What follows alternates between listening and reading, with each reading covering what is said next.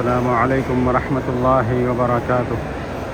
محترم ناظرین، ابھی میں جس جگہ پہ کھڑا ہوں یہ مروہ پہاڑی کی جگہ ہے، اور ادھر آپ سامنے دیکھ رہے ہیں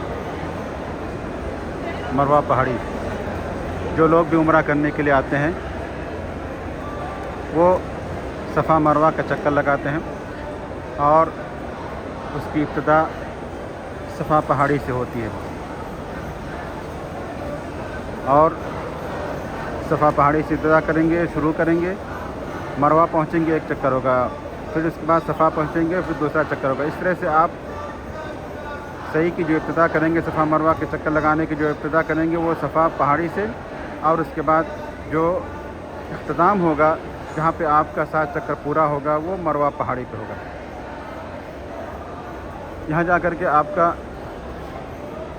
صفا مروہ کا چکر پورا ہو جائے گا۔ اب اس کے بعد آپ کے ذمہ، یعنی جو لوگ عمرہ کر رہے ہیں ان کے لیے ہے کہ وہ اپنے بال کو یا تو مڈا لیں یا پھر چھوٹا کرا لیں۔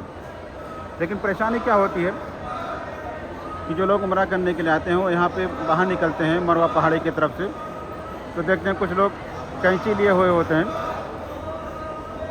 اور وہ کہتے ہیں کہ بال کٹوانا ہے، بال کٹوانا ہے۔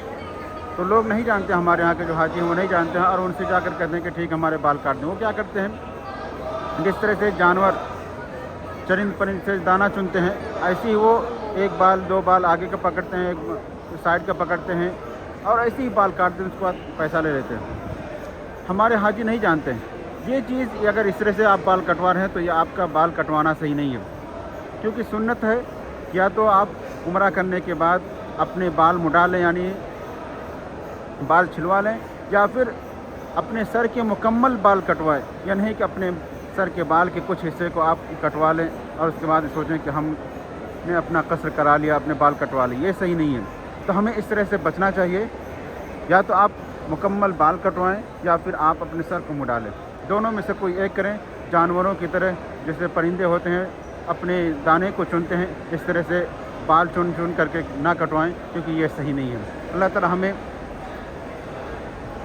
نیک کام کرنے کی توفیق دے، اور ہمارے حج کو، ہمارے عمرہ کو قبول فرمائے، اور ہمارے جو لوگ بیمار ہیں، پریشان حال ہیں، اللہ ان کی بیماری کو، ان کی پریشانی کو تو دور فرما، اور انہیں توفیق دے وہ بھی آئیں اور حج و عمرہ کی سعادت حاصل کریں، آمین۔